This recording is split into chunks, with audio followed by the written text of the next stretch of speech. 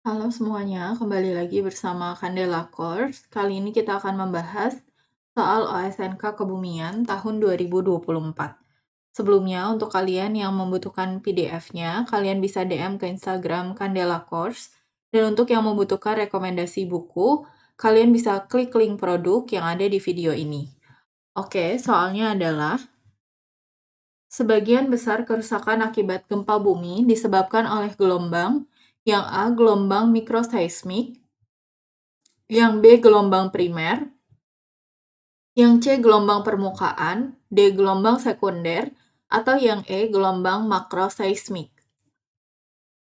Gempa bumi adalah fenomena guncangan permukaan tanah akibat pelepasan energi secara tiba-tiba di bawah litosfer sehingga menimbulkan gelombang seismik.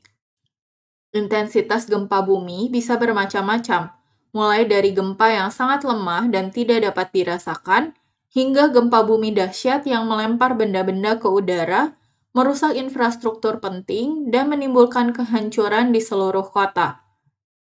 Aktivitas gempa bumi di suatu lokasi tertentu adalah laju rata-rata pelepasan energi seismik per satuan volume. Gempa bumi dipelajari oleh sebagian besar seismolog untuk mengetahui dampak dan mekanisme gempa bumi. Gempa bumi dapat terjadi secara alami atau disebabkan oleh aktivitas manusia, seperti penambangan, fracking, dan uji coba nuklir. Titik awal pecahnya disebut hipocenter atau fokus, sedangkan permukaan tanah yang berada tepat di atasnya disebut epicentrum. Gempa bumi dapat disebabkan oleh kesalahan geologis atau oleh aktivitas gunung berapi, tanah longsor, dan peristiwa lainnya. Frekuensi, jenis, dan ukuran gempa bumi di suatu wilayah menentukan aktivitas seismiknya yang mencerminkan tingkat rata-rata pelepasan energi seismik. Gelombang seismik adalah rambatan energi yang disebabkan oleh gempa bumi. Setiap gempa bumi menghasilkan jenis gelombang seismik yang berbeda-beda yang merambat melalui batuan dengan kecepatan berbeda-beda.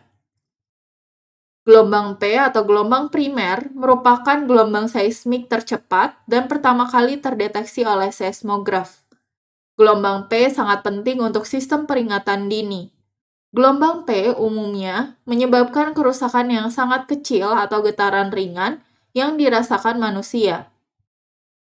Gelombang S datang setelah gelombang P pada gempa bumi, menggerakkan tanah ke atas dan ke bawah atau dari sisi ke sisi yang dapat menyebabkan kerusakan pada struktur.